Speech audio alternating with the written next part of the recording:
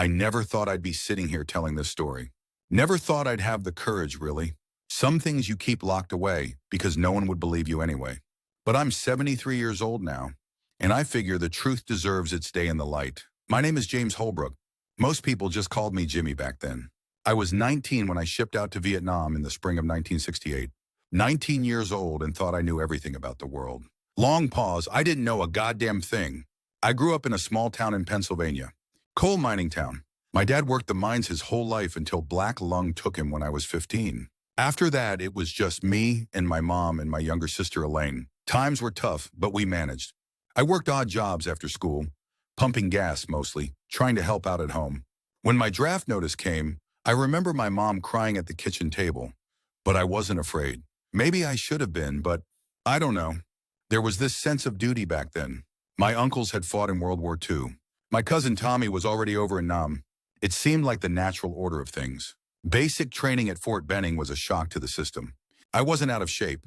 Working since I was 15 had toughened me up. But the discipline, the constant yelling, the dehumanizing aspects of it, they break you down to build you back up as something else. Someone else. My drill sergeant, Staff Sergeant Wilkins, had this way of looking right through you. Holbrook, he'd say, "You're going to make a decent soldier if you can get your head out of the clouds." I was a daydreamer, always had been. Used to drive my teachers crazy. In Vietnam, that kind of wool gathering could get you killed. Deep breath. By the time we landed at Tan Son Nhut Air Base outside Saigon, I was a different person than the kid who'd left Pennsylvania. I was Private First Class James Holbrook, 25th Infantry Division, ready to do my part in a war I barely understood. The heat hit us like a physical force when we stepped off that plane. It's one thing to hear about the humidity in Southeast Asia. It's another thing entirely to feel it pressing down on you, making your uniform stick to your skin within minutes. The smell, too. A mixture of jet fuel, unfamiliar cooking spices, and something else. Something organic and rotting. That smell would become so familiar that I stopped noticing it after a few weeks. I was assigned to Alpha Company, operating primarily in the Central Highlands. Our fire base was this muddy hellhole surrounded by sandbags and concertina wire. Home sweet home for the next 12 months, if I lived that long. My first few weeks were uneventful. Patrols, guard duty, learning the ropes from the guys who'd been in country longer. Some of them were friendly, showing me the tricks to staying alive. Others looked at us new guys like we were already dead men walking. They'd seen too many fresh faces come and go. There was this one guy, Rodriguez, we called him Rod, who took me under his wing. He was on his second tour, which seemed crazy to me at the time. Who volunteers to come back to this place? But Rod was one of those career military types. Army was his home. "Listen, Pennsylvania," he said to me one night as we sat on sandbags, smoking and looking out into the darkness beyond the perimeter. "There's only 3 things you need to remember out here. Keep your feet dry, keep your rifle clean, and keep your head down. Do those things, you might make it home." I nodded like I understood. But the truth is, none of us new guys really got it yet. Vietnam wasn't a war like our fathers and uncles had fought. There were no front lines, no clear objectives most of the time. Just patrols and ambushes and booby traps. A constant state of tension, punctuated by moments of sheer terror. My first real taste of combat came about 3 weeks in. We were on patrol near a village called Juc Pho. Simple reconnaissance mission. Just checking for enemy activity, making our presence known. Standard stuff. The morning had been quiet. Too quiet looking back on it. We'd passed through a couple of small hamlets. The villagers watched us with blank expressions. No one hostile, but no one friendly either. I remember this little boy, couldn't have been more than 5 or 6, staring at me with these huge dark eyes. I smiled and offered him a stick of gum. He just kept staring. "Don't do that," Rod muttered to me. "Don't get attached to the locals." "I was just being friendly," I said. Rod shook his head.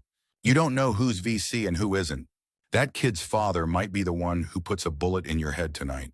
That shut me up. The reality of where we were started to sink in. This wasn't like the movies. There were no clear bad guys, no obvious enemies. Just people trying to survive, same as us. We were making our way back to base when everything went sideways. The point man, a quiet guy from Oregon named Wilson, suddenly dropped to one knee and raised his fist. The signal to halt. We all froze, scanning the tree line, the tall grass, looking for whatever had spooked him. For several long seconds there was nothing. Just the sound of insects and birds and our own breathing. Then all hell broke loose. The first explosion caught us completely off guard. An RPG hit about 20 meters to our left, showering us with dirt and debris. Then came the crack of rifle fire. AK-47s, distinctive and terrifying when you're on the receiving end. Contact left. Someone shouted and we scattered, looking for cover that barely existed in the open rice paddy. I dove behind a small earthen berm, my heart pounding so hard I thought it might burst through my chest. Training kicked in, and I started returning fire toward the tree line where the shots were coming from, though I couldn't see a damn thing to aim at. Rod crawled up beside me, his face streaked with mud and sweat. "You hit?" he shouted over the gunfire. I shook my head, too wired to speak. "Stay down and shoot back," he ordered. "I'm going to move up to that drainage ditch." "So cover me." I nodded and started firing more rapidly as Rod sprinted in a crouch toward a ditch about 10 meters ahead. He made it, diving in head first as bullets kicked up dirt around him. The firefight lasted maybe 15 minutes, but it felt like hours. Our squad leader, Sergeant Diaz, was coordinating our response, calling in our position over the radio, requesting air support that we all knew would arrive too late, if at all. And then, as suddenly as it started, the firing stopped. The enemy, whether it was main force VC or just local guerrillas, melted away into the jungle, leaving us shaken but mostly intact. One guy took some shrapnel in the arm, another had been grazed by a bullet across his shoulder, but miraculously, no one was killed. As we regrouped and started the tense walk back to base, I caught Rod looking at me with an appraising expression. "What?" I asked. "You didn't freeze up," he said simply. "Lot of guys do, first time under fire." I shrugged, trying to act casual despite the adrenaline still coursing through my system. "Just did what they taught us." Rod nodded. "Yeah, well, not everyone remembers their training when the shit hits the fan. You did good, Pennsylvania." It wasn't exactly high praise, but coming from Rod, it meant something. I felt a strange mix of pride and shame. Pride that I'd kept my cool, shame that I felt proud about something so terrible. Because that's what it was, terrible. Men trying to kill other men they'd never met, for reasons that seemed increasingly abstract out here in the mud and the heat. That night back at base, I wrote a letter to my mom, telling her everything was fine, that I was making friends, that the food wasn't too bad. All lies, but the kind you tell to protect the people you love. I didn't mention the firefight. Didn't tell her how I'd lain awake after, replaying those moments in my head, wondering if I'd actually hit anyone when I was shooting at those shadows in the tree line. Days turned into weeks, weeks into months. The routine of war, as strange as that sounds. Patrols, firefights, back to base. Sometimes we'd go on longer operations, staying out in the bush for days at a time, setting up night ambushes along trails we suspected the VC were using. I lost count of how many times we made contact with the enemy. Some engagements were brief, a few shots exchanged before one side or the other withdrew. Others were more sustained. We lost guys. Sanchez took a sniper round through the neck during a patrol near the Cambodian border. Robinson stepped on a mine that took off his leg below the knee. He survived but was medevaced out, heading home with a Purple Heart and a lifetime of nightmares. You get numb to it in a way. Not completely, never completely, but you develop this protective shell. Had to, or you'd go crazy thinking about it all. By the fall of '68, I'd been promoted to specialist. I had about 4 months left on my tour, and I'd started to let myself think about going home. That's dangerous in a place like Vietnam. The guys who were short, close to their rotation date, tended to get superstitious, careful. Nobody wanted to be the guy who made it almost all the way through only to catch a bullet in the last week. We were sent on an operation in late October, just before the monsoon season really kicked in. Intelligence had reported increased NVA movement in our area. Not just Viet Cong, but regular North Vietnamese Army units. Serious soldiers with serious training and equipment. Our mission was to check out a valley about 40 clicks from our base, a place the guys had nicknamed the Green Hell, for its thick jungle canopy and the frequency of enemy contact there. A full company operation, about 150 men, supported by artillery from the fire base and the promise of air support if needed. The night before we headed out, I sat with Rod and a few others, cleaning our weapons and not saying much. There was a tension in the air. Everyone could feel it. This wasn't going to be a walk in the park. "Hey, Pennsylvania," Rod said, breaking the silence. "You still got that good luck charm your mama sent you?" I patted my breast pocket where I kept the small metal cross my mother had mailed me. "Right here," I said. Rod nodded approvingly. "Good never, sorry to good. Keep that close tomorrow." "You getting superstitious in your old age, Rod?" Another guy, Miller, joked. Rod didn't smile. Ain't about superstition. It's about having something to hold on to when things go sideways. We all felt quiet after that, each lost in our own thoughts. I found myself thinking about home more than usual that night. The smell of my mom's pot roast on Sundays. The sound of Elaine practicing piano in the living room. Simple things that seemed a million miles away from the muddy fire base in Vietnam. Morning came too quickly. We moved out at first light, a long line of grunts trudging through the mist-covered jungle. The humidity was suffocating, and within minutes we were all soaked with sweat. My uniform clung to me like a second skin, uncomfortable and chafing. The approach to the valley took most of the day. Slow going through difficult terrain, everyone on high alert. Our point teams were extra cautious, checking for booby traps, watching for signs of enemy movement. By mid-afternoon, we'd reached the ridgeline overlooking the valley and set up a temporary position while our officers conferred with the artillery coordinators back at base. I remember looking down into that valley and feeling a sense of dread I couldn't explain. It looked peaceful enough, a carpet of green stretching between two ridgelines, a small stream cutting through the center, but something about it felt wrong. I don't like this, Rod muttered beside me, echoing my thoughts. Too quiet. Sergeant Diaz crawled over to our position. We're moving down in 30 minutes, he informed us. First and second platoons will take the lead. We're checking out a suspected cache site near the stream. Rod and I exchanged glances but said nothing. Orders were orders.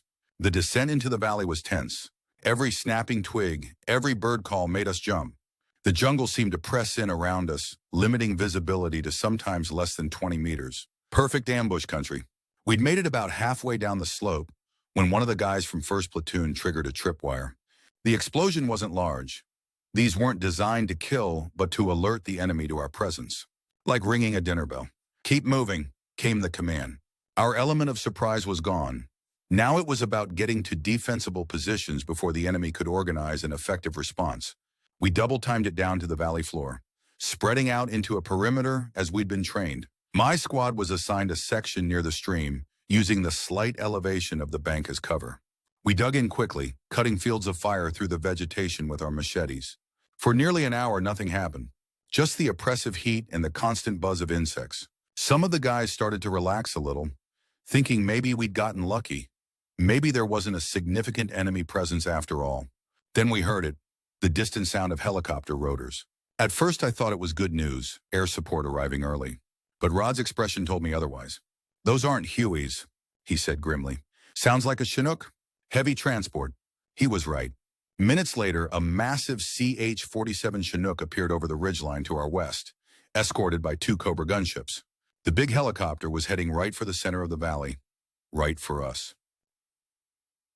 What the hell? Someone in our squad voiced what we were all thinking. We hadn't called for a transport helicopter. This wasn't part of the plan. The radio crackled to life. Sergeant Diaz grabbed it, listening intently, his expression growing increasingly concerned. Change of plans, he announced after signing off. That Chinook is carrying a LRRP team that got into some serious shit about 10 clicks from here. They're badly shot up and needed an emergency extraction. Command is using our position as an impromptu LZ, LRRP, Long-Range Reconnaissance Patrol. These were the guys who operated in very small teams deep in enemy territory, gathering intelligence and calling in airstrikes. Dangerous work, and they had a reputation for being slightly crazy. Are they fucking kidding? Rod hissed. They're painting a giant target on us. He wasn't wrong. The valley, which had seemed suspiciously quiet before, was now going to be the site of a helicopter landing. About as subtle as a fireworks display. Spread out and stay alert, Diaz ordered. This could get hot real quick. We watched as the Chinook descended toward a small clearing about 100 meters from our position. The 2 Cobra gunships circled overhead, their weapon systems scanning the tree lines for threats. The big helicopter touched down, its rotors kicking up a cloud of dust and debris. The rear ramp lowered, and we could see movement. The LRRP team carrying or dragging their wounded toward the aircraft. That's when the first RPG streaked out of the jungle on the far side of the clearing, missing the Chinook by mere meters and exploding in the trees beyond. Within seconds, automatic weapons fire erupted from multiple positions around the valley. Contact front. Someone shouted, and we opened up, firing at muzzle flashes in the tree line across the stream. I emptied a magazine toward a position where I'd seen movement, ducked down to reload, then popped back up to continue firing. Beside me, Rod was methodically working his M16, three-round bursts, controlled and precise. The Cobras went to work, rockets and miniguns tearing into the jungle where the enemy fire was coming from. The noise was deafening. The helicopter rotors, the gunfire, men shouting, the occasional explosion of an RPG or grenade. Through it all, the LRRP team was desperately trying to get their wounded aboard the Chinook. From my position, I could see them taking fire, going down, others dragging them the last few meters to the ramp. "They're not going to make it," Rod shouted over the din. "There's too many of them out there." He was right again. What had seemed like an initial probing attack was rapidly revealing itself to be something much more significant. We were facing a well-coordinated ambush by what had to be at least a company-sized NVA force. The radio was chaos. Reports coming in from all around our perimeter of contact with the enemy, requests for air support, casualties. Sergeant Diaz was trying to coordinate our squad's fire while simultaneously relaying information up the chain of command. I was so focused on my sector of fire that I almost missed it. Movement to our right flank, where the foliage was thickest. I swung my rifle around just as several dark-clad figures emerged from the jungle, heading toward our position. "Right flank!" I shouted, opening fire. Two of the NVA soldiers went down immediately. The others scattered, finding cover and returning fire. One of them had an RPG, and I watched in horror as he shouldered it, aiming not at us but at the Chinook still sitting in the clearing. I shifted my aim, trying to take him out before he could fire, but I was too late. The rocket streaked across the clearing and struck the helicopter's tail section. There was a tremendous explosion, and the aircraft lurched violently to one side, its rotors still spinning, creating a lethal carousel of metal. "Holy shit," someone muttered. The Chinook wasn't going anywhere now, and its crew and passengers were effectively trapped in the middle of a major firefight. Our mission had just changed from reconnaissance to rescue and extract. Captain Reynolds, our company commander, came on the radio, his voice strained but controlled. "All platoons, we are moving to secure the crash site and establish a defensive perimeter. Second platoon, you're closest. Move now." That was us. Sergeant Diaz signaled for us to get ready to move. "Fix bayonets," he ordered. "We're going across open ground. Make it quick and stay low." I fumbled with my bayonet, my hands slick with sweat, finally getting it locked onto the end of my rifle.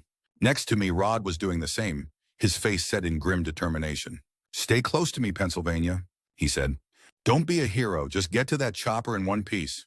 I nodded, my mouth too dry to speak. Diaz raised his hand, then dropped it in a forward motion. "Go, go, go!" We burst from our positions, running in a crouch toward the downed helicopter. The 100 meters felt like a mile. Bullets kicked up dirt around us. Someone to my left went down with a cry, but there was no time to stop. I was about halfway to the Chinook when I heard the distinctive crack of a high-powered rifle, different from the AK-47s that most of the enemy carried. "Sniper! Sniper on the ridge!" someone shouted. I instinctively ducked lower, zigzagging as we'd been trained. Another crack, and a man from First Squad fell face first into the dirt, not moving. The Cobra gunships were making strafing runs along the ridgeline, trying to suppress the sniper and other enemy positions, but they couldn't get them all. It was chaos, pure and simple. We reached the downed Chinook and took up positions around it, facing outward. The crew chief was desperately trying to get his door gun operational again after the crash. Inside the helicopter, medics were working on the wounded LRRP team members. "How bad?" Diaz asked one of the medics. "3 critical, 2 walking wounded." The medic replied without looking up from the soldier he was working on. "We need to get these men out of here ASAP." Diaz nodded and got back on the radio, conferring with Captain Reynolds about extraction options. With the Chinook down, we'd need multiple helicopter trips to get everyone out, and that was assuming we could secure a landing zone long enough for that to happen. I was positioned near the front of the helicopter, my sector covering the approach from the stream. Rod was a few meters to my right. Between us was one of the LRRP team, a sergeant by his insignia, who had taken up a position despite a bandage wrapped around his upper arm. "Some welcome party," the LRRP sergeant commented dryly, firing a burst from his CAR-15. "You guys sure know how to make visitors feel special." Despite everything, I found myself laughing. A short, nervous sound that was half amusement, half terror. "Wasn't our idea," Rod replied. "We were just in the neighborhood." The LRRP guy, his name tape read Harrison, nodded. "Well, I owe you boys a beer if we get out of this mess. My team was in deep shit before your company showed up." Still in deep shit, Rod muttered, but he grinned slightly. The firefight continued unabated. The NVA were pressing hard, trying to overrun our position. They had the advantage of numbers and knew the terrain better than we did. Our advantage was firepower. The Cobra gunships making regular runs, plus the artillery support that had finally started to arrive, with shells impacting beyond the far tree line. But artillery and air support could only do so much. This was going to come down to a ground fight, and everyone knew it. I was reloading again. I'd lost count of how many magazines I'd gone through when I heard Sergeant Diaz calling my name. Holbrook, I need a runner. Get over here. I duck-walked over to where Diaz was crouched behind the Chinook's landing gear. Captain needs to know our exact situation, Diaz explained. Radio's spotty. Take this note to his position, then come right back. It's about 200 meters that way. He pointed toward a clump of trees where I could make out the shapes of men in defensive positions. I swallowed hard. 200 meters across open ground, under fire. Yes, Sergeant, I said, taking the folded paper he handed me. Stay low, move fast, don't get shot, Diaz added as if I needed the reminder. I nodded and prepared to make the run. Rod caught my eye from his position. See you in a few minutes, Pennsylvania, he called.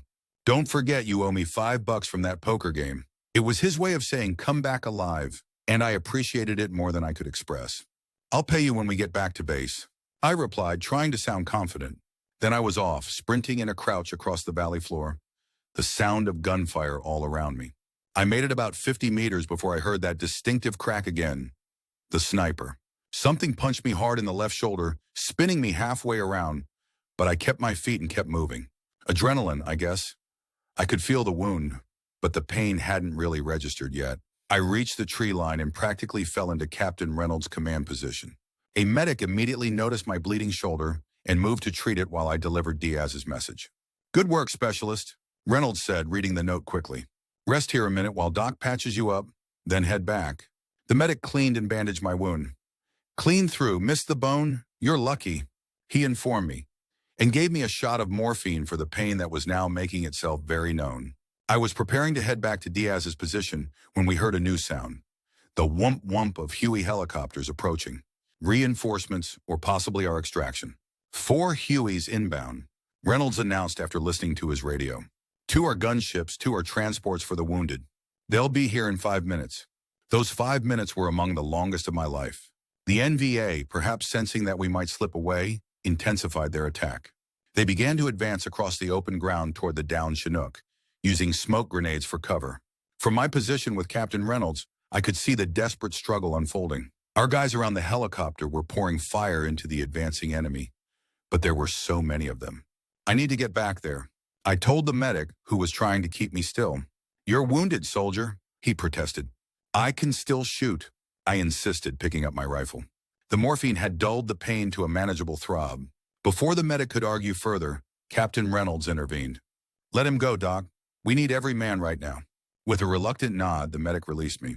I moved to the edge of our position, ready to make the run back to the Chinook. Good luck, Holbrook, Reynolds said. Tell Diaz help is on the way. I took a deep breath and launched myself back into the open, running as fast as my legs would carry me. The distance seemed twice as long this time, my wounded shoulder throwing off my balance, the morphine making everything slightly unreal. I was about halfway back when I saw Rod stand up from his position, firing from the hip at approaching NVA soldiers who had broken through on the right flank. He looked like something out of a movie, standing tall while everyone else was ducking for cover. Rod, get down! I screamed, but my voice was lost in the cacophony of battle. Then came that crack again, the sniper. I saw Rod jerk backwards, a spray of red misting the air around him, and then he crumpled to the ground. No! The word tore from my throat. Without thinking, I changed direction, heading straight for where Rod had fallen. I reached him and dropped to my knees. He was on his back, a dark stain spreading across his chest. His eyes were open, looking up at me in surprise. Pennsylvania, he said, his voice barely audible over the gunfire. You came back. Course I did, I replied, trying to assess his wound. It was bad, center mass, probably through a lung. You still owe me that combat advice you promised. He tried to smile, but it turned into a grimace of pain. Get da casa where you're down, he managed. I realized I was kneeling upright, completely exposed. I lowered myself next to Rod, trying to provide what little cover I could with my body while looking for the medic. Medic, I shouted. We need a medic here. But the company medics were overwhelmed, dealing with multiple casualties around the helicopter. No one was coming. Rod gripped my arm with surprising strength. Listen, he said, each word a struggle. You get out of here. Make it home. Tell them yourself. I interrupted. You're gonna be fine. The Hueys are almost here. As if on cue, the sound of helicopter rotors grew louder. I looked up to see 4 Huey helicopters cresting the ridgeline. 2 Huey gunships in the lead, followed by 2 transport models. The gunships immediately engaged, rockets streaking into the tree lines where the heaviest enemy fire was coming from. The transport Hueys circled, looking for a place to land. See? I told Rod. Our ride's here. Just hang on. But Rod's grip on my arm was loosening. His eyes, fixed on mine, were growing distant. Pennsylvania, he whispered. James, you tell my sister. I'm sorry I missed her wedding. You tell her yourself. I insisted, fighting back tears. We're going home, Rod. Just stay with me. He didn't respond. His eyes remained open. But that spark of life, that essential thing that made him Rod, was fading. No, no, no, I muttered, shaking him slightly. Don't do this, man. Don't you dare. In that moment, something changed in me. A kind of cold fury replaced the fear that had been my constant companion. I gently laid Rod down and picked up my rifle. The NVA were still advancing, using the smoke for cover, getting closer to overrunning our position around the Chinook. Without really thinking about what I was doing, I stood up and began firing. Controlled bursts, just as Rod had taught me, moving forward rather than seeking cover. I don't remember much of what happened next. It's like my mind has drawn a curtain over those minutes. I know from what others told me later that I advanced toward the enemy, drawing fire but somehow not getting hit again. I reached a position where I could see several NVA soldiers preparing to flank our defensive line. I threw a grenade. Again, I don't consciously remember doing this, but I must have, and followed it with sustained fire from my M16. The NVA soldiers fell or scattered. What I do remember clearly is the moment I realized where the sniper was. There was a momentary break in the smoke, and I caught a glint of something on the ridgeline to the east. Sunlight reflecting off a scope, perhaps. Without hesitation, I raised my rifle, aimed, and fired a full magazine at the spot. I'll never know if I hit him. Probably not. He would have been too far away for effective fire with an M16. But it felt good to try. The Huey transports were landing now, one near the Chinook, one closer to Captain Reynolds' position. Medics and fresh troops were pouring out, while the wounded were being loaded aboard. I started making my way back to Rod's body, determined that he wouldn't be left behind, when I felt another impact. This one in my lower back, just above my hip. It felt like being hit with a sledgehammer. I staggered but kept moving. A third hit caught me high in the chest, spinning me around completely. I remember falling, the sky wheeling above me, oddly blue and peaceful despite everything happening below. I landed hard on my back, the air driven from my lungs. I couldn't move, couldn't feel my legs.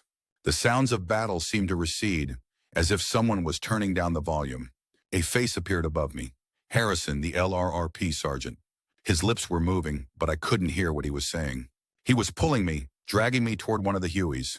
I wanted to tell him about Rod, that we needed to get Rod too, but my mouth wouldn't work. Nothing would work. The sky above me began to darken at the edges, like a photograph being slowly burned. I felt cold despite the tropical heat. So cold. The last thing I remember is being lifted, hands under my shoulders and legs, the sensation of floating. Then Harrison's face again, looking down at me, shouting something I couldn't hear as darkness closed in completely. And then, nothing. Just darkness. I don't know how long I was in that darkness. Time didn't seem to exist. There was no sensation of floating or falling, no sound, no light. Just absence. Then gradually I became aware of something. A pinprick of light in the infinite blackness. Distant at first, but growing larger or closer. It was impossible to tell which. I moved toward it, or it moved toward me. Again, direction had no meaning in this place.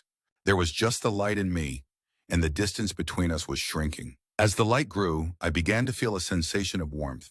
Not physical warmth like sunshine on skin, but something deeper. A kind of recognition, like seeing the face of a loved one after a long absence. The light expanded until it filled my entire field of vision, though I had no eyes to see with, not here. It wasn't blinding or harsh. It was welcoming. And then I was in it, or it was in me. The distinction didn't matter. There was a sense of homecoming so profound that if I'd had a physical body, I would have wept. I became aware of a presence, not something I could see or hear in any conventional sense, but something I could feel with absolute certainty. I wasn't alone in the light. A voice spoke to me, though not with sound. It was more like thoughts being placed directly into my mind, clear, unmistakable, but not audible. James, it said, just my name, but filled with such compassion and understanding that it seemed to contain everything about me, all my fears and hopes, my regrets and joys, my entire life. Am I dead? I asked or thought or felt. Communication here was different. Yes, came the answer, simple and without judgment. I should have been afraid, I think, but fear seemed irrelevant in that place. Instead, I felt a profound peace, deeper than anything I'd ever experienced. Is this heaven or heaven? I asked. A sense of gentle amusement emanated from the presence. That is one name for it. There are many others. Names are less important than understanding. What should I understand? I asked. That you are loved, that you have always been loved, that everything has purpose. As these words entered my consciousness, I felt a sudden expansion of awareness. It was as if I'd been looking at life through a keyhole, and now the door had swung wide open. I could see, not with eyes, but with something far more comprehensive, the connections between all things, the patterns within patterns, the purpose behind what had seemed like random suffering. I saw my own life, not as a linear progression of events, but as a tapestry of intersecting threads, each moment connected to countless others in ways I'd never imagined. I saw how my smallest actions had affected others, creating ripples that extended far beyond what I could have known. And I saw Rod, not as he'd been in his final moments, but as he truly was, a brilliant, complex constellation of experiences and choices. I felt his presence nearby, though I couldn't see him in any conventional sense. Rod is here, I asked. All are here, came the response. All have always been here. Separation is an illusion of physical existence. I tried to comprehend this, but it was like trying to understand an ocean by looking at a single drop of water. There was too much, too vast, too profound. The presence seemed to sense my overwhelm. It is not necessary to understand everything now, it assured me. Understanding comes in its time. Why am I here? I asked. What happens now? There was a pause if such a concept existed in that place. Then you have a choice. A choice? You may remain here if that is your wish, or you may return. Return? To dot. Life? Is that possible? Yes, the presence confirmed. Your physical form is damaged but not beyond repair. You may return to it if that is your choice. I considered this. The peace and love I felt in this place were beyond anything I'd known in life. The thought of leaving it, of returning to pain and fear and the horrors of war, was almost unthinkable. Why would I go back? I asked. Because there is work yet unfinished, the presence replied. Purpose yet unfulfilled. What purpose? To share what you have seen here, to speak of the light to those who walk in darkness. I don't understand, I admitted. You will, the presence assured me. If you choose to return, understanding will come in its time. I hesitated. Part of me wanted desperately to stay in this place of perfect peace and understanding.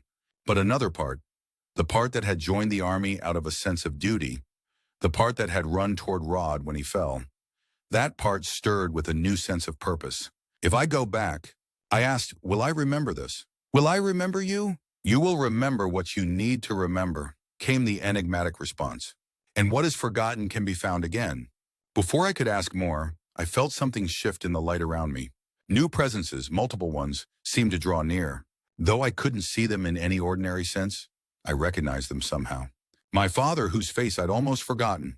My grandfather, who died when I was just a child. And others, some I knew, some I didn't. They didn't speak, at least not in words, but I felt their love surrounding me, supporting me, urging me to something, though whether it was to stay or return, I couldn't tell. Then distinct from the others, I felt Rod's presence. Strong, certain, unmistakable. Pennsylvania. His voice, that wasn't a voice, said, using the nickname he'd given me. Not your time yet, brother. Rod. I tried to reach out to him somehow. I'm sorry. I couldn't save you. Nothing to be sorry for, he replied. Nothing to save. I'm more alive now than I ever was. You'll understand someday. I don't want to leave you, I told him. I don't want to go back to that place. You're not leaving me, Rod assured me. I'll be with you. Different than before, but still there. And you've got things to do yet. What things? I asked. What am I supposed to do? Listen, Rod said. And suddenly I had the sense he wasn't just talking to me, but guiding me to listen to the primary presence again, the one that had first welcomed me. James, it said, that voice of perfect understanding. You have seen beyond the veil that separates what seems from what is. If you return, you will carry that vision with you. Not always in conscious memory, but in the depth of your being. And there will come a time when you are needed to share what you have seen. How will I know when that time comes? I asked. You will know, the presence assured me. The way will be shown to you. I felt myself being drawn away from the light, not forcefully, but as if I were being carried by a gentle current. The presences, Rod, my father, the others, seemed to be receding, though their love remained a tangible thing surrounding me. Wait, I called out. I haven't decided yet. I haven't chosen. Yes, you have, came the response filled with gentle certainty. Your heart has chosen, even if your mind has not yet caught up. And I knew it was true.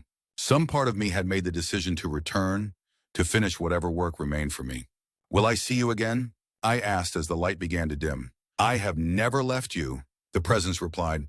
I have been with you in every moment of your existence, and I will remain with you in every moment to come. Look for me in the love you give and receive. Look for me in the connections between all living things. Look for me in the quiet moments when your soul remembers what your mind has forgotten. The light continued to recede, or I continued to move away from it. The sense of peace remained, but now there was something else emerging, a growing awareness of physical sensation. Pain, distant at first, then increasingly present. The sound of voices, mechanical beeps, the smell of antiseptic. I tried to hold on to the light, to the profound truths I'd glimpsed there, but they were slipping away, like a dream upon waking. I struggled against the encroaching physical reality, desperate to maintain my connection to that other place.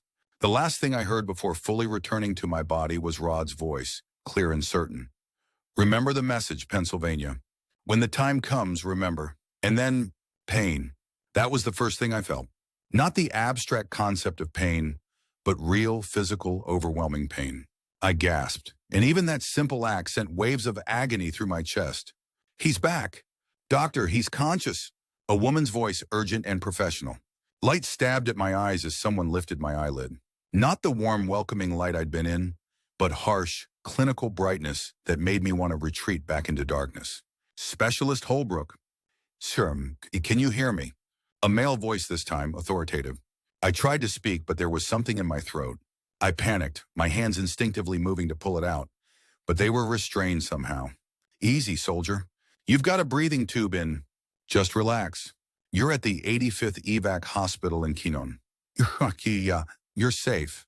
Safe. The word seemed hollow, meaningless. I'd been somewhere beyond safe or dangerous. Somewhere. I struggled to remember, to hold on to the fading memory of that other place. But it was slipping away like water through cupped hands. He's fighting the ventilator, someone said. BP's rising. Give him 5 milligrams of diazepam, the doctor ordered. Let's keep him calm until we can extubate. A warm sensation spread through my arm, and the panic began to recede. The pain dulled to a more manageable throb. I stopped fighting and let the machine breathe for me, though every fiber of my being rebelled against it. That's good, soldier. Just relax. You've been through hell, but you're back now. Back. Yes, I was back. But back from where? There was something important, something I needed to remember. The sedative pulled me under before I could grasp that elusive memory. The next few days, or was it weeks? Passed in a blur of semi-consciousness. I'd wake briefly, aware of people moving around me, of procedures being performed on my body, only to slip back into darkness. Not the profound darkness of before, but the shallow unconsciousness of heavy sedation. Gradually, the periods of wakefulness grew longer. The breathing tube was removed, replaced by an oxygen mask. I learned in fragments what had happened to me. 3 gunshot wounds. 1 to the shoulder, relatively minor. 1 to the lower back that had damaged my right kidney. And 1 to the chest that had collapsed my lung and nicked my aorta. I'd lost nearly half my blood volume in the field.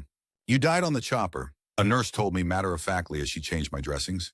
Medic brought you back with CPR, but they lost you again on the operating table. Dr. Mason pulled off a miracle getting your heart started again. Died. The word resonated with something deep inside me. Yes, I had died, but there was more to it than just a stopped heart. There was something else, something I couldn't quite remember. The others, I managed to rasp through parched lips.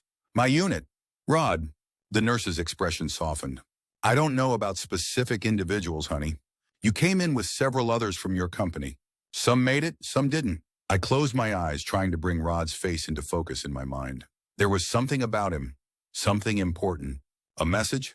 Rest now, the nurse said, patting my arm gently. Your body's been through a major trauma. Healing is your only job right now. But it wasn't just my body that needed healing. There was something fractured in my mind, something trying to reassemble itself. Days later, I'd lost all sense of time. A doctor came to see me. Not one of the usual physicians who check my vitals and surgical sites, but an older man with silver hair and kind eyes behind wire-rimmed glasses. Specialist Holbrook, he said, pulling up a chair beside my bed. I'm Dr. Livingston. I work with soldiers who've experienced severe trauma. How are you feeling today? I considered the question. The pain was managed now, dulled by regular doses of morphine. But there was a different kind of discomfort, a sense of dislocation, as if part of me was still somewhere else. I'm not sure, I answered honestly. Doctor, Livingston nodded as if this was the most normal response in the world. That's very common after what you've been through. Physical trauma affects more than just the body. It can impact our sense of self, our understanding of the world. I died, I said, the words coming out before I'd fully formed the thought. Yes, he confirmed, watching me carefully. Twice, according to your medical records. On the medevac helicopter and again during surgery. I remember. I started, then stopped. What did I remember? Light, warmth, a presence, but it all seemed so fragile, so easily dismissed as a hallucination or dream. What do you remember, James? He asked, using my first name now, his voice gentle but probing. It doesn't make sense, I said, looking away. It was probably just the morphine or something. Perhaps, Dr. Livingston said. But I've spoken with many soldiers who've had experiences during periods when they were clinically dead or close to it. These experiences are more common than most people realize. I looked back at him, surprised. You've heard of others? He nodded. Many. And while each person's experience is unique, there are often similarities. A sense of peace, light, sometimes encountering deceased loved ones or spiritual presences. My heart rate quickened. You don't think they're crazy? No, James, I don't, he said firmly. I don't yet understand what these experiences represent, whether they're glimpses of an afterlife, the brain's response to trauma, or something else entirely. But I know they're profoundly meaningful to those who have them, and that's what matters. For the first time since waking in the hospital, I felt something loosen in my chest. Not physically, but emotionally. This doctor, this stranger, was offering me permission to acknowledge what had happened to me. I was somewhere else, I said slowly, testing the words. While I was to read this dead, I was in this place of light. And there was someone there. Not a person exactly, but a presence. Doctor, Livingston didn't interrupt, didn't try to explain away what I was saying. He simply listened, his eyes attentive and accepting. And Rod was there. I continued, the memory becoming clearer as I spoke it aloud. Sergeant Rodriguez. He was killed right before I was hit. What happened in this place? Doctor, Livingston asked. I closed my eyes, trying to recapture the experience. It was peaceful. More than peaceful. Like everything made sense, even the bad stuff. Like I could see how it all fit together somehow. And did this presence communicate with you? Yes, I said, opening my eyes. It told me I had a choice. I could stay or I could go back. And that if I went back, I had something to do. A purpose. What purpose? He asked. I shook my head in frustration. I don't know. I can't remember. It's like trying to remember a dream. The more I reach for it, the more it slips away. Doctor, Livingston nodded understandingly. That's very common with these experiences. The details often fade, though the emotional impact remains. Rod said something to me. I said, the memory suddenly surfacing. He said to remember the message, that I'd know when it was time. And do you know what this message is? No, I admitted. Not yet. Doctor, Livingston made a few notes in a small notebook he'd pulled from his pocket. James, what you're describing is what some researchers call a near-death experience, or NDE. They're still not well understood, but they're real experiences that often have profound effects on those who have them. Am I crazy? I asked bluntly. He smiled slightly. No, you're not crazy. You've had an extraordinary experience during an extraordinary circumstance. What matters now is how you integrate this experience into your life moving forward. If I told anyone else about this, they'd think I was nuts, I said. Perhaps some would, he acknowledged. But you might be surprised. Many people are open to these possibilities, especially those who've faced their own mortality or lost loved ones. We talked for a while longer, Doctor. Livingston asking questions but never pushing too hard, never suggesting that what I'd experienced wasn't real. Before leaving, he gave me a small notebook. Write down whatever you remember, he suggested. It doesn't have to make sense to anyone else. Just capture the fragments before they fade further. That night, alone in my hospital bed, I began to write. Hesitantly at first, then with increasing fluency as memories surfaced. Not just of the light in the presence, but of Rod, of the firefight, of everything that had led to that moment. Writing it down helped. It didn't bring back the full clarity of the experience, but it preserved what remained, gave it substance beyond just fragmented memories. 2 weeks later, I was stable enough to be transferred to a military hospital in Japan. Another month after that, I was sent back to the States, Walter Reed Army Medical Center in Washington, D.C. My war was over. My body was healing, but slowly. The damage to my kidney and lung had been severe. I wouldn't be returning to combat or even to active duty. It was at Walter Reed that I finally got confirmation about Rod. Sergeant Miguel Rodriguez had indeed been killed in action on that day in the valley. He'd been posthumously awarded the Silver Star for his actions during the battle. I cried when I heard the news, even though I'd known it already. Known it in a way that went beyond just suspecting. In some strange way, I felt closer to Rod now than I had when we were both alive, as if some part of him was still with me, just as he'd promised in that place of light. My parents and sister came to visit as soon as they could get to D.C. My mother cried, touching my face over and over as if to convince herself I was really there. My father, stoic as always, simply gripped my hand tightly, his eyes saying what his mouth couldn't. We were told you might not make it, Elaine said, her voice breaking. When they first contacted us, they said you'd been critically wounded and they weren't sure. I'm still here, I assured her, managing a smile. Takes more than a few bullets to get rid of me. But that wasn't entirely true, was it? Those bullets had gotten rid of me, at least temporarily. I had died, and something had changed in that interval between death and return. I didn't tell my family about the experience. Not then. I wasn't ready, and I wasn't sure they would understand. Dr. Cyrilina Wernachina, Livingston had been transferred to Walter Reed as well, part of a team studying combat trauma, and our sessions continued. He remained the only person I felt comfortable discussing the NDE with. Have you remembered anything more about the message? He asked during one of our sessions, about 3 months after I'd been wounded. No, I admitted. Just that there was one, that I'm supposed to share something when the time is right. And how will you know when that time comes? I shrugged. Rod said I'd know. The ... The present said the way would be shown to me. Dr. Wartumanov Sirimons, Sirin. Livingston nodded thoughtfully. Many people who've had NDEs report a sense of having received a mission or purpose. Often it involves sharing their experience in some way, helping others understand that death may not be the end. Is that what you think I'm supposed to do? I asked. Tell people about what happened to me? I can't answer that for you, James, he said gently. Only you can determine what your experience means and what it calls you to do. My physical recovery continued slowly. I underwent multiple surgeries to repair the damage to my internal organs, physical therapy to regain my strength and mobility. By the summer of 1969, I was walking without assistance, though I tired easily and my right side remained weaker than my left. In August, I received a medical discharge from the Army. Honorable, with a Purple Heart and, somewhat to my surprise, a Bronze Star with V, device for valor. Apparently, my actions after Rod was shot, the parts I barely remembered, had been noticed. You provided covering fire that allowed several wounded men to be evacuated, the citation read. At great personal risk and despite being wounded yourself, you engaged multiple enemy combatants, displaying courage above and beyond the call of duty. I didn't feel like I deserved it. I hadn't been thinking about duty or courage in those moments. I'd just been angry and desperate and unwilling to leave Rod's body behind. Going home to Pennsylvania was harder than I'd expected. The small town I'd grown up in felt simultaneously familiar and foreign. People who'd known me my whole life didn't seem to know how to talk to me anymore. They meant well, asking about my recovery, thanking me for my service. But there was a distance that hadn't been there before. And how could there not be? I died and come back.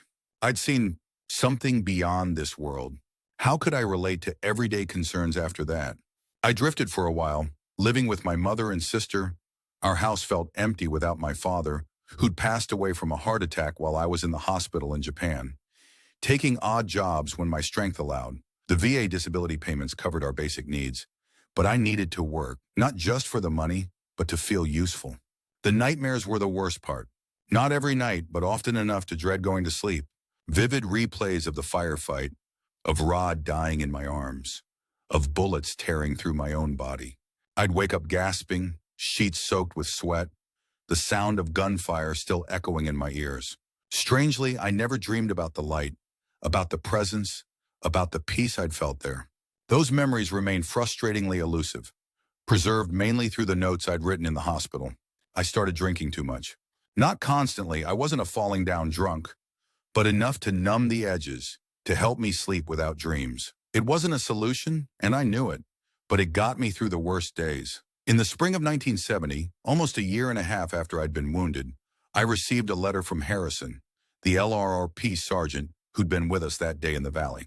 He'd tracked me down through Army channels, he explained, because he'd been thinking about me. I don't know if you remember me, he wrote, but I was there when you got hit. Helped carry you to the medevac. Didn't think you were going to make it, to be honest. You weren't breathing by the time we got you on that chopper. The medic had to do CPR the whole flight. When I heard later that you'd survived, it seemed like a miracle. I did remember him vaguely, the wounded LRRP sergeant who'd been positioned between me and Rod during the firefight, the one who dragged me toward the helicopter after I was hit. I'm reaching out because something happened to me over there. His letter continued. Something I can't explain. After I got back to the world, I started having these dreams. About your buddy Rodriguez, the one who got hit just before you. In these dreams, he tells me to find you. Says you've got something important to share. Sounds crazy, I know, but it kept happening, and I figured I'd better follow through just in case. My hands were shaking by the time I finished reading. I immediately wrote back, asking Harrison to call me, including my phone number. He called the following week. We talked for hours, first awkwardly, then with increasing openness as we realized we shared something profound. Harrison hadn't had an NDE himself, but his dreams about Rod were so specific, so consistent, that they couldn't be dismissed as mere coincidence. He shows me this light, Harrison explained, his voice low and intense over the phone line. Says you've been there, that you know what it means. Says there are others who need to hear about it. Others? I asked. Vets, mostly, Harrison said. Guys who've come back, but haven't really come back, if you know what I mean. Guys who left part of themselves over there. I knew exactly what he meant. Rodriguez, I didn't even know him that well when we were over there. Harrison continued. Just met him that day. But in these dreams, it's like we're old friends. He knows things about me, things I've never told anyone. That sounds like Rod, I said, smiling despite the lump in my throat. He could read people. So what do you think, Holbrook? Am I losing my mind? No, I said firmly. You're not. I died. I saw Rod, too. When I died, there was a long silence on the line. You died? Harrison finally asked. Twice, according to the doctors. Once on the chopper, once during surgery. And while I was gone, I saw Rod. He told me I had a message to share when the time was right. Holy shit, Harrison breathed. So my dreams might be Rod's way of telling us both that it's time. I finished for him. We talked for a while longer, trying to make sense of it all. By the end of the call, we'd agreed to meet in person. Harrison lived in Michigan now, working construction, but he had some vacation time coming. He'd drive to Pennsylvania in 2 weeks. Those 2 weeks were transformative. For the first time since returning home, I felt a sense of purpose, of direction. I dug out the notebook I'd filled at Walter Reed, reading through my scattered recollections of the NDE, trying to piece together what the message might be. What emerged wasn't a single, clear directive, but rather a constellation of interconnected truths that had been revealed to me in that place of light. That death was not the end, but a transition. That love transcended physical existence. That all living things were connected in ways we couldn't see but could sometimes feel. That pain and suffering had purpose. even when that purpose wasn't immediately evident, that we were never truly alone, even in our darkest moments. Simple truths, perhaps, but powerful ones, especially for those who'd seen the worst of humanity, who'd killed and watched friends die, who'd returned home carrying burdens invisible to those who hadn't been there. When Harrison arrived driving an old Ford pickup with Michigan plates, we recognized each other instantly, despite having only briefly met in the chaos of combat. There was a connection between us now, forged not just by shared experience, but by Rod's continued presence in both our lives. We spent days talking, comparing notes, trying to understand what we were being called to do. Harrison's dreams had been consistent. Find Holbrook, help him share what he'd seen beyond the veil, focus on other veterans who were struggling to find meaning after Vietnam. I know some guys in Detroit, Harrison said as we sat on my mother's porch, drinking beer and watching the sunset. Vietnam vets who meet up every month or so, just to talk, you know. No civilians, no bullshit, just guys who understand. You think I should talk to them? I asked. Tell them about what happened? Harrison nodded slowly. I think that's what Rod's been trying to tell me, that your experience could help them, could help a lot of guys who came back feeling lost. The idea was terrifying. Talking about my NDE with Dr. Livingston or Harrison was one thing. They were predisposed to believe me, to take my experience seriously. But a group of hard-bitten combat vets? What if they laughed? What if they thought I was crazy or weak or just looking for attention? I don't know, Harrison, I said, voicing my doubts. These guys might not be ready for something like this. You'd be surprised, he countered. When you've seen what we've seen, done what we've done, conventional answers don't cut it anymore. A lot of these guys are searching for something deeper. I thought about it all night after Harrison went to bed in our spare room. The prospect was frightening, but also strangely compelling. If what I'd experienced was real, and I knew in my heart that it was, didn't I have an obligation to share it, especially if it might help others? By morning, I'd made my decision. Okay, I told Harrison over breakfast. I'll come to Detroit, but I can't promise what I'll say or how much I'll share. That's all I'm asking, he said, looking relieved. Just come and see where it leads. 2 weeks later, I found myself in the basement of a VFW hall in Detroit, sitting in a circle with 11 other Vietnam veterans. Harrison had introduced me simply as a friend who was in the shit with me in '68. No mention of near-death experiences or messages from beyond. The men varied in age and background, but all had that look, that slightly haunted expression in the eyes that I saw in my own mirror every morning. They welcomed me without fuss, just nods and the occasional murmured greeting. No one asked for my story right away, which I appreciated. For the first hour, I mainly listened as the others talked. Some shared specific memories from Vietnam, firefights, loss of friends, moments of unexpected beauty or humor amid the horror. Others focused on present struggles, nightmares, flashbacks, drinking too much, marriages falling apart, difficulty holding down jobs. There was no judgment, no advice giving unless it was specifically requested. Just listening, understanding, occasional grunts of recognition when someone articulated an experience that resonated with the others. Eventually, a big guy named Morelli, former Marine Harrison had whispered to me, looked my way. So what's your story, Holbrook? Harrison says you were 25th Infantry? I nodded, suddenly nervous. Alpha Company. Central Highlands mostly. Saw some action? Another guy asked. Some? I acknowledged, unconsciously touching my chest, where the worst of my scars was hidden beneath my shirt. Got hit? Morelli asked, noting the gesture. Yeah, I said. October 1968. Valley near the Cambodian border. Something in my tone must have conveyed the seriousness of it, because the room got quieter. Bad? Someone asked. I took a deep breath. This was the opening, if I was going to take it. Bad enough that I died. Twice? No one laughed. No one looked away in embarrassment.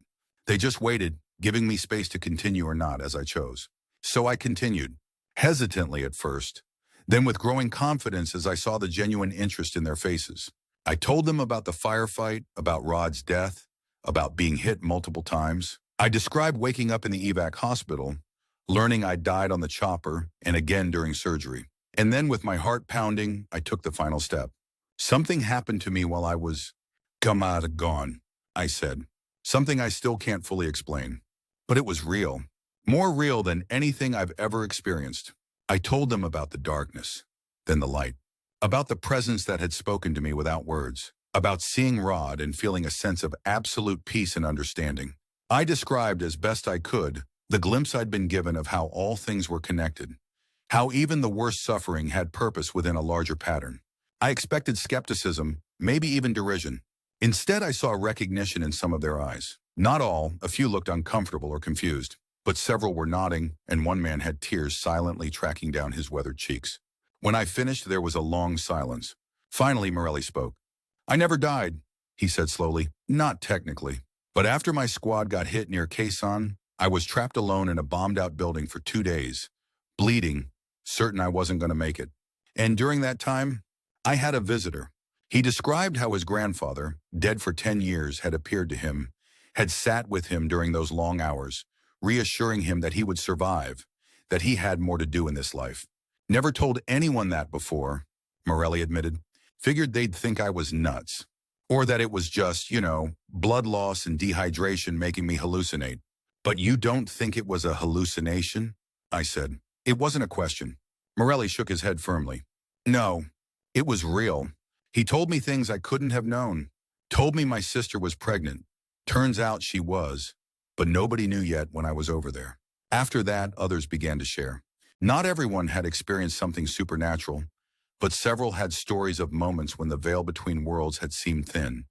Premonitions that saved their lives, dreams of deceased comrades that felt like visitations, overwhelming feelings of peace or protection in the midst of chaos. "My buddy Wilkins got hit bad during a night patrol," one man, Jenkins, recalled, "screaming in pain while we waited for the medevac. Then suddenly he got real quiet. His eyes focused on something none of us could see, and he smiled, actually smiled, before he died. I always wondered what he saw. By the end of the meeting, something had shifted in the room. There was a lightness, a sense of connection that hadn't been there before. As we prepared to leave, several of the men approached me, thanking me for sharing, telling me it had helped them. "You should talk to other groups," Morelli suggested. "There are guys all over who need to hear this stuff. Guys who came back feeling like there's no meaning to any of it." "I'm not sure I'm the right person for that," I said. "I'm not a preacher or a counselor." "That's exactly why you're the right person," he countered. "You're just a grunt like us. You're not selling anything or pushing some agenda. You're just sharing what happened to you." Harrison, who had been quietly observing, put his hand on my shoulder. "I think this is it, Holbrook. This is what Rod was talking about. The message." And somehow I knew he was right. This was what I'd been sent back to do. Not to proclaim some grand philosophical truth or start a new religion, but simply to share my experience with others who were struggling, to offer hope that death was not the end, that there was purpose even in suffering, that no one was ever truly alone. Over the next several months, I spoke to other veterans groups, first in Michigan and Ohio, then gradually expanding to other states as word spread. Harrison often traveled with me, providing introductions and moral support. We never charged for these talks. I wasn't looking to make money from my experience, just to fulfill the purpose I'd been given. The response was overwhelming. Not everyone believed me, of course. Some remained skeptical, and that was fine. I wasn't trying to convert anyone. But many veterans found comfort in my story, and quite a few shared similar experiences they'd never felt safe talking about before. Civilians began to attend these talks as well. Family members of veterans, people who'd lost loved ones in the war, individuals dealing with their own grief and questions about mortality. I adapted my approach, trying to make the message accessible without diluting its essence. In 1972, a reporter from a small Pennsylvania newspaper attended one of my talks and wrote a feature article about me. "The Soldier Who Died Twice, A Message of Hope from Beyond the Grave." The headline read. It was surprisingly respectful, presenting my experience without judgment and focusing on how it was helping other veterans find healing. That article led to others, and eventually to an appearance on a regional television talk show. I was nervous about the wider exposure, but Dr. Livingston, with whom I'd maintained contact, encouraged me.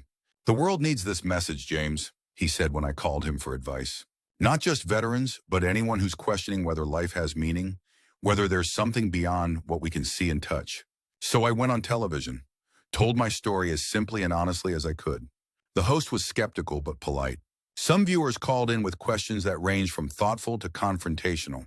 I answered as best I could, always emphasizing that I was just sharing my own experience, not claiming to have all the answers. That appearance led to others, to speaking engagements beyond veterans groups, to a small book published by a regional press. Beyond the Valley, A Soldier's Journey from Death to Life wasn't a bestseller, but it found its audience. People hungry for hope, for meaning, for confirmation that the material world wasn't all there was. Through it all, I maintained my connection to the veteran community. That was where my heart was, where I felt I could do the most good. As the war in Vietnam wound down and more troubled young men returned home, the need only grew. I never married, never had children. There were relationships over the years, some significant, but nothing that lasted. Part of me remained connected to that place of light, that moment beyond time, in a way that made it difficult to fully invest in ordinary life. It wasn't that I didn't want connection.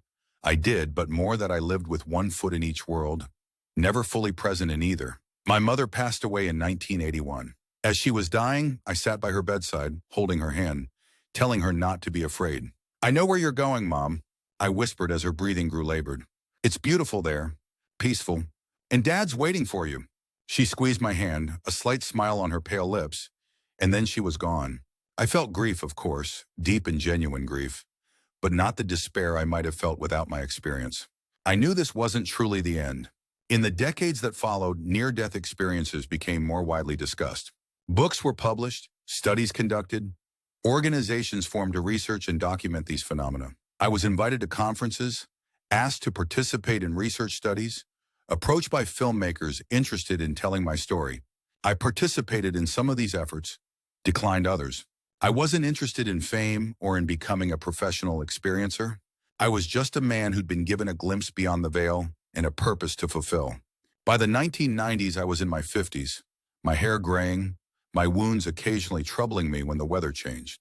I'd settled in a small house near where I grew up, supporting myself through a combination of my VA benefits, modest royalties from my book, and speaking fees from the engagements I chose to accept. One night in 1995, I dreamed of Rod for the first time in many years. He appeared as I remembered him from Vietnam, young, strong, intense, but without the tension that had always been present in life. "You did good, Pennsylvania," he said, using the old nickname with obvious affection. "I tried," I replied. "I hope it was enough." "More than enough," Rod assured me, "but there's more work ahead." "What kind of work?" I asked. "A new generation of warriors," he told me. "Different war, same wounds. They'll need what you have to share." When I woke, I knew what he meant. The Gulf War had ended a few years earlier. A new crop of veterans was coming home, carrying their own invisible wounds. The details were different. The desert instead of the jungle, shorter deployments, less direct combat for many. But the fundamental human experience of war, of confronting mortality, remained the same. So I adapted once again, reaching out to Gulf War veterans groups, learning their specific language and concerns, finding ways to make my message relevant to their experience. Some were more receptive than others. The military culture had changed. There was more awareness of PTSD, more resources available, but also perhaps more skepticism about spiritual matters. Still, the core message resonated: you are not alone. Death is not the end. Your suffering has meaning, even when you can't see it. There is light beyond the darkness. Harrison passed away in 2002, heart attack, sudden and unexpected. I spoke at his funeral, telling the assembled mourners about our unusual friendship, about the role he'd played in helping me find my purpose. I didn't mention his dreams of Rod.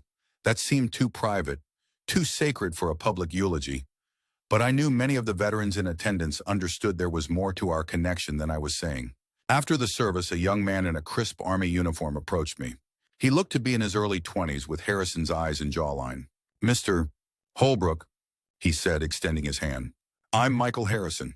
Todd was my father." I shook his hand, noting the captain's bars on his shoulders. "Your father was a good man, one of the best I've known." Michael nodded, emotion flickering across his face. "He talked about you a lot, about what you two did together, helping other vets." He hesitated, then continued. "He also told me about your experience, about dying and what you saw." "Did he?" I was surprised. Harrison had always been private about his own spiritual beliefs. "Yes, sir. It meant a lot to him. And to me, especially now." He paused again. "I'm being deployed to Afghanistan next month. My first combat tour. I guess I'm a little scared, though I try not to show it." I put my hand on his shoulder. This young man who was about to face what his father and I had faced in a different time, different place, Fear is normal, son. Only a fool isn't afraid in combat. But remember what I learned. We're never alone, not really. Not even in our darkest moments. Michael's eyes glistened with unshed tears. That's what Dad said you'd tell me. He said I should talk to you before I shipped out, that you'd have words I needed to hear. We spoke for a long time that afternoon. This young officer about to go to war, and the old veteran who died and returned with a message. I didn't tell him he wouldn't be harmed. I couldn't know that, and false assurances helped no one. But I told him what I knew to be true, that he was loved, that his life had purpose, that death was not the ultimate end. As conflicts in Afghanistan and Iraq intensified through the early 2000s, I found myself increasingly drawn to work with these newest veterans. Many were struggling with the same issues we'd faced after Vietnam: PTSD, moral injury, survivor's guilt, difficulty reintegrating into civilian society. The terminology had evolved, but the human experience remained constant. Some of these young men and women were openly spiritual, others adamantly not. I learned to adapt my language to emphasize different aspects of my experience depending on the audience. With those who had religious backgrounds, I could speak more directly about the spiritual dimensions. With others, I focused on the psychological comfort and meaning that could be found in knowing consciousness might continue beyond physical death. In 2008, at the age of 60, I was diagnosed with cancer, a consequence, doctors believed, of Agent Orange exposure during my time in Vietnam. The irony wasn't lost on me. Having survived combat, having literally returned from death, I was now facing mortality again through a disease linked to the very war that had nearly killed me 4 decades earlier. I approached my illness with a calmness that surprised my doctors. How could I fear death when I'd already experienced it? When I knew what waited beyond? That's not to say I welcomed it. There was still work to do, still veterans who needed to hear what I had to share. I underwent treatment, surgery, chemotherapy, radiation, and continued speaking and writing as my strength allowed. During this period, something unexpected happened. After one of my talks at a VA hospital in Philadelphia, a young woman approached me.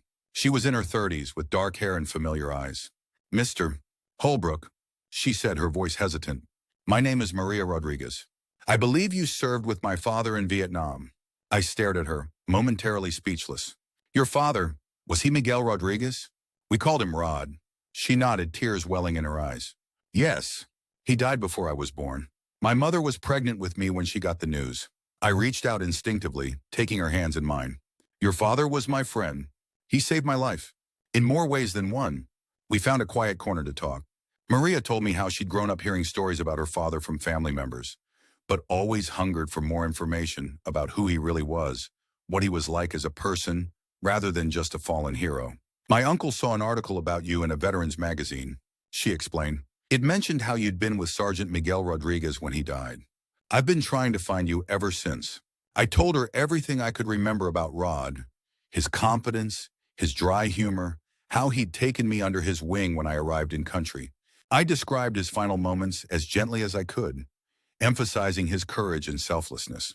But I hesitated about whether to tell her the rest, about seeing Rod in that place of light, about his ongoing presence in my life through dreams and intuitions. Would it comfort her to know her father had somehow continued?